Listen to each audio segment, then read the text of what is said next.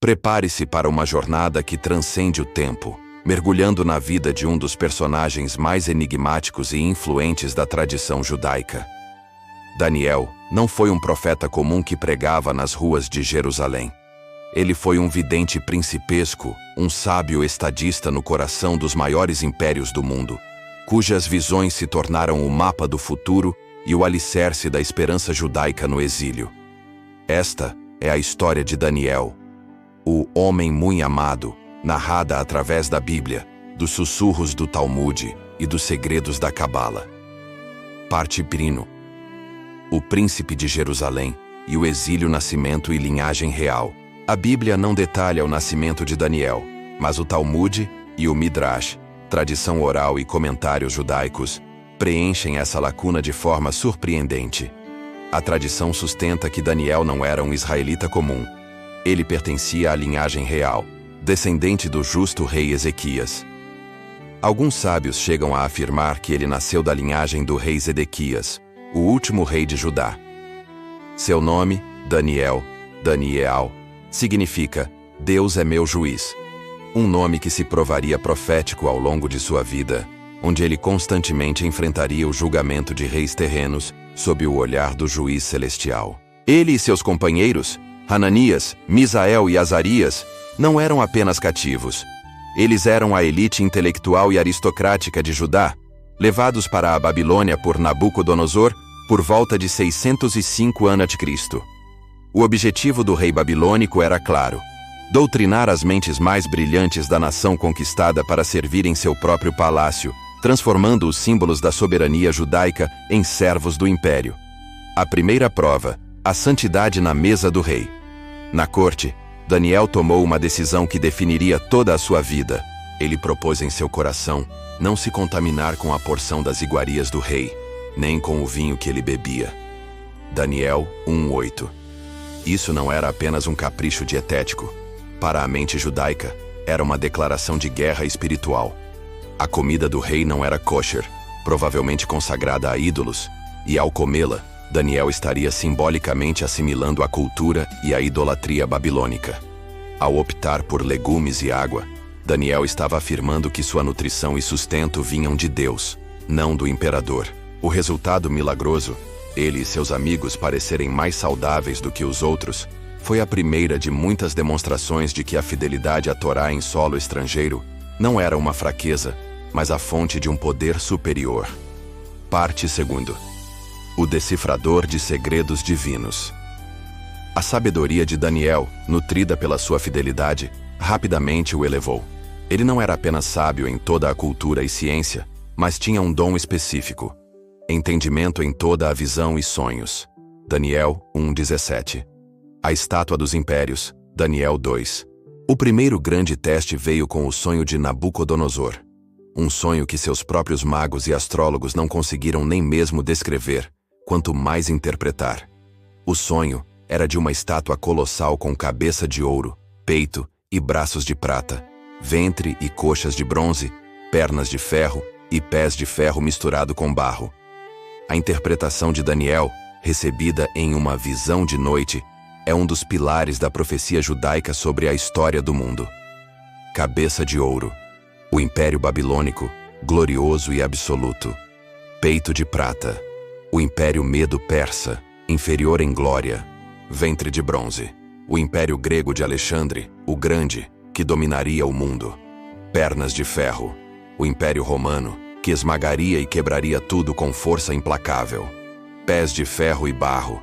A fase final do poder gentílico, um reino dividido, forte em alguns aspectos. Ferro, mas frágil e quebradiço em sua união. Barro. A parte mais surpreendente da visão é a pedra cortada sem auxílio de mãos que atinge os pés da estátua, destruindo-a completamente e se tornando uma montanha que enche toda a terra. Para a tradição judaica, esta pedra é inequivocamente o reino do Messias, um reino de origem divina, não humano, que não coexistirá com os reinos humanos, mas os substituirá, estabelecendo a soberania eterna de Deus na terra. A escrita na parede. Daniel 5. Anos depois, durante o reinado de Belsazar, neto de Nabucodonosor, Um banquete profano selou o destino da Babilônia. Ao beber vinho nos vasos sagrados saqueados do Templo de Jerusalém, uma mão fantasmagórica escreveu na parede: Mene, Mene, Tekel, Upharsin. Novamente, só Daniel pôde decifrar. Não era apenas uma tradução, mas um julgamento divino em aramaico. Mene, contado. Deus contou os dias do teu reino e o terminou. Tekel, pesado. Foste pesado na balança e achado em falta. Upharsin, forma plural de Peres. Dividido. O teu reino foi dividido e dado aos medos e persas. Naquela mesma noite a profecia se cumpriu. Dário, o medo, tomou a Babilônia. Daniel não era um mero vidente. Ele era a voz da justiça cósmica de Deus no centro do poder mundial. Parte 3. As visões apocalípticas do fim dos tempos.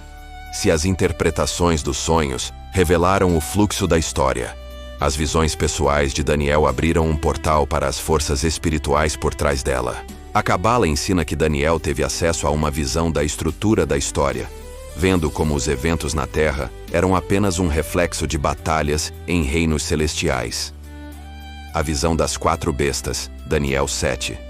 Esta visão espelha a da estátua, mas de uma perspectiva celestial, revelando a natureza bestial e predatória dos impérios humanos. Leão com asas de águia, Babilônia. Urso devorador, Medo Pérsia. Leopardo com 4 asas e 4 cabeças, o Império Grego de Alexandre, veloz e subsequentemente dividido entre seus 4 generais. Uma besta terrível e espantosa. Uma entidade de força sem precedentes com dentes de ferro, identificada pela tradição judaica como Roma. Desta besta surge um chifre pequeno, que profere arrogâncias contra Deus e persegue os santos do Altíssimo. A visão culmina na cena do Tribunal Celestial, onde o Ancião de Dias e Deus se assenta em seu trono de fogo e concede o domínio eterno ao Filho do Homem, uma figura que representa o povo santo de Israel redimido, que receberá o reino para sempre. A profecia das 70 semanas, Daniel 9. Esta é talvez a profecia mais detalhada e controversa. Enquanto orava pelo fim dos 70 anos de exílio profetizados por Jeremias, o anjo Gabriel aparece a Daniel e revela um novo cronograma cósmico de 70 semanas, interpretadas como 70 setes de anos, totalizando 490 anos. Esta era é dividida para extinguir a transgressão, dar fim aos pecados, expiar a iniquidade, trazer a justiça eterna, selar a visão e a profecia, e ungir o Santo dos Santos.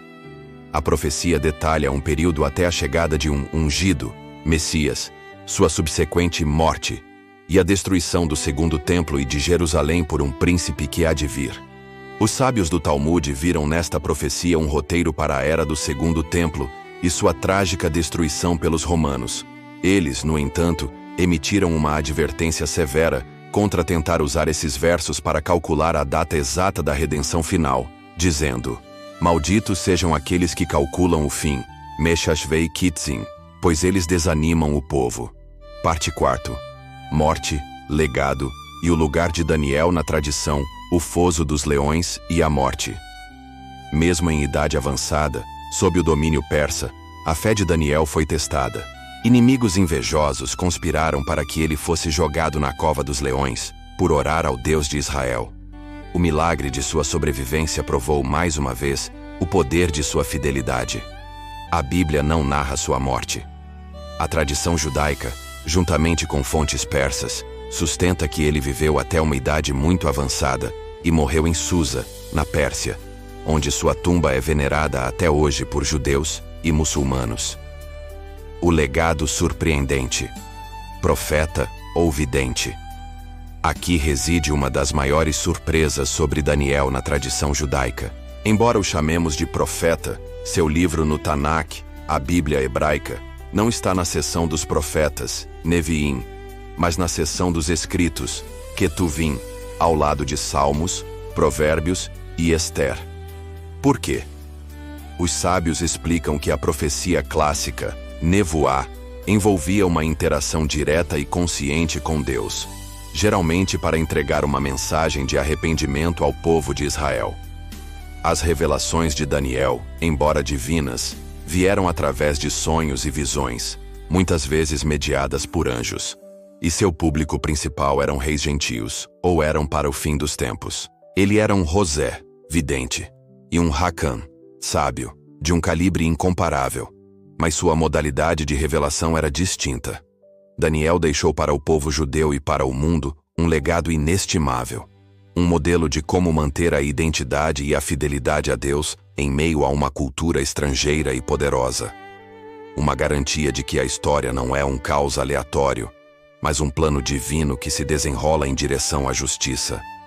E uma promessa luminosa selada na sua última visão, de que no fim, os que forem sábios, pois, resplandecerão como o fulgor do firmamento, e os que a muitos ensinam a justiça, como as estrelas sempre e eternamente.